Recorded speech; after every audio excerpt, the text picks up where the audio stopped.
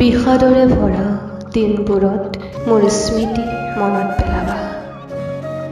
তোমাৰ যদি মন বিষাদৰে ভৰা জীৱন, তেন্তে চিন্তিত নহবা, কাৰণ এদিন তুমি কৈছিলা দুখ লাগিলে কেৱল তোমাক মনত পেলাম।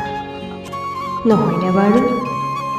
মই দিয়া ডায়েৰীখনৰ পখিলা পাতবোৰ লুটিয়াই কবিতাবোৰ পঢ়িবা। তাৰ মাজৰ তোমাৰ আটাইতকৈ প্ৰিয় কবিতাটি নপঢ়াকৈ নাথাকিবা, আমাৰ ফুলপাহ।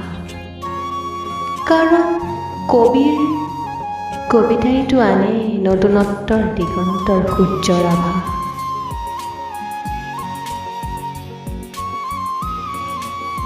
প্ৰথম সাক্ষাৎ হোৱাৰ প্ৰমত্ত কথাবোৰ দুচকুত আঁকিবা, কিয়নো চিত্ৰ অংকনত তুমিতো পাকৈ নে কি কোৱা? তুমি কি কৈছিলা? Please come back. I am চৰি বিবেক।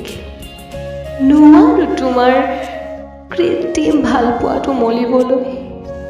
তুমিয়েতো উৎফুল্লিত হৈ কৈছিলা যে তোমাৰ হৃদয়ত অলকানন্দা এগৰাকী প্ৰৱেশ কৰিছে। মই কি ভাবিছিলো জানা? কেতিয়াৰ পৰা তুমি ব্যস্ত হ'বলৈ শিকিলা?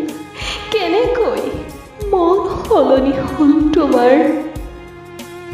বাৰু বাদ দিয়া, অলকানন্দাই প্ৰৱেশ কৰিছে যদি কিয় হাবাথুৰি খাই এই দৰিক চৰাইজনীক অশান্তি কৰিবলৈ আহিছা?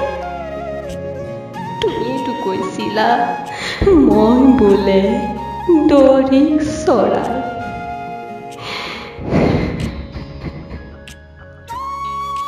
এতিয়া কি হ'ল?